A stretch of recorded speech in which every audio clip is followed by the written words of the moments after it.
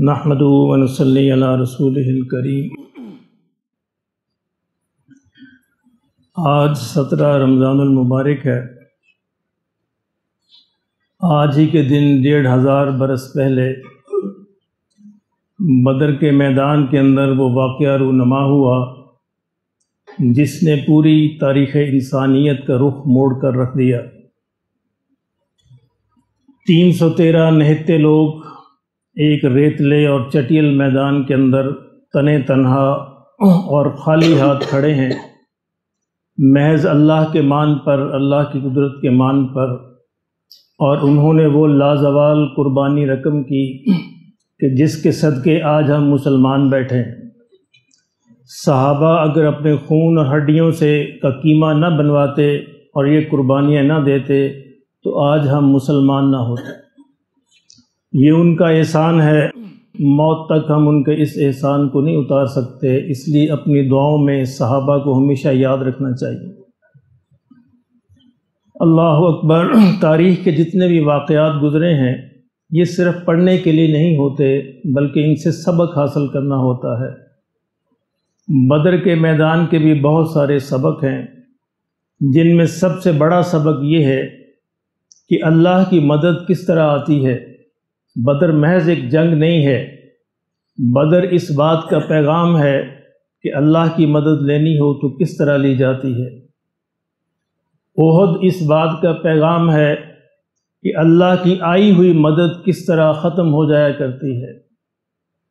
حنین اس بات کا پیغام ہے کہ اللہ کی مدد کیوں نہیں آیا کرتی۔ جب مسلمانوں کو اپنی طاقت پر ناز اور گھمنڈ ہوا تو اللہ کی مدد نہیں آئی۔ مسلمان کو اگر مان ہو تو صرف اللہ کی مدد پر، اللہ کی قدرت پر مان ہو اور وہ اللہ کے بھروسے پر میدان کے اندر اترے۔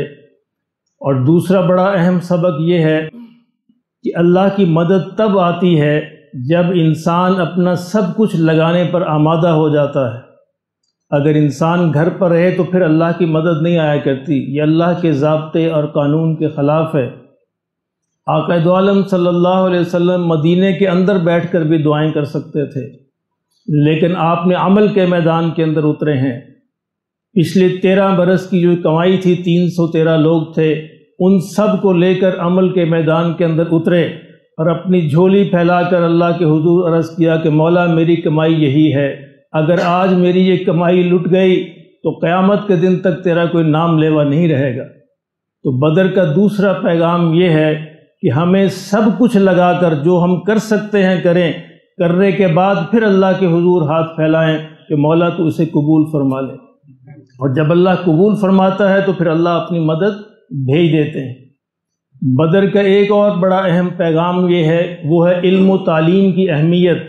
علم کی اور تعلیم کی کیا اہمیت ہوا کرتی ہے۔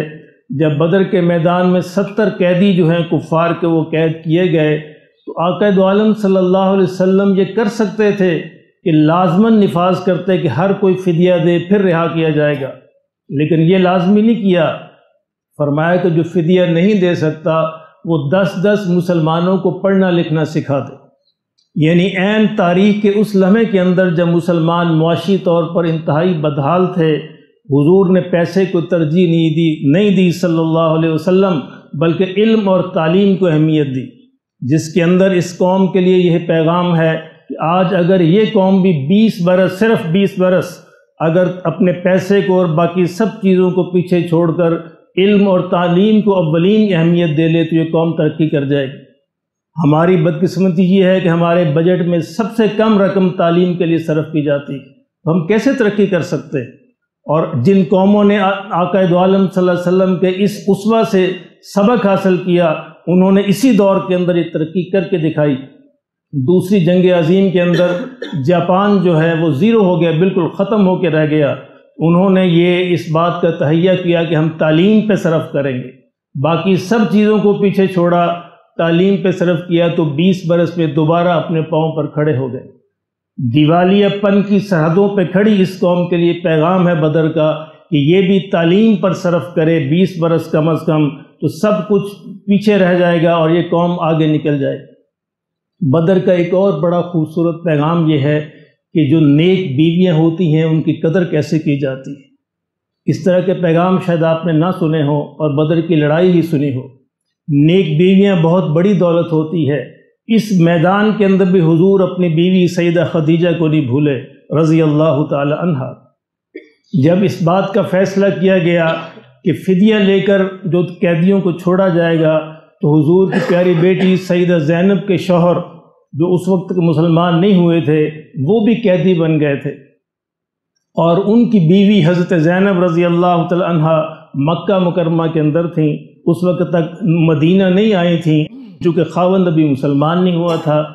جب انہوں نے دیکھا کہ میرے پاس تو چھڑانے کے لیے کچھ بھی نہیں ہے، انہوں نے وہ ہار بھیج دیا جو سیدہ خدیجہ نے شادی کے موقع پر اپنی بیٹی کو تحفہ دیا تھا۔ اللہ اکبر!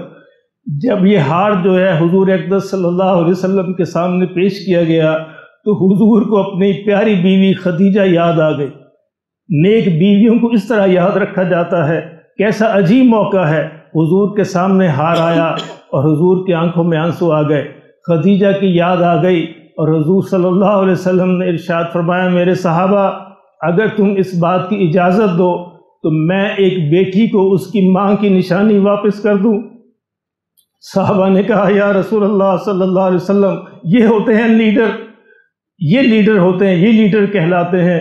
اس حال کے اندر بھی قوم سے اجازت طلب کی کہ تم اگر اجازت دو تو میں ایک بیٹی کو اس کی ماں کی نشانی واپس کر دوں۔ صحابہ دھاڑے مار کر رو پڑے، یا رسول اللہ صلی اللہ علیہ وسلم، ہم کون ہوتے ہیں، آپ جو چاہیں کریں، ہم تو آپ کے غلام ہیں۔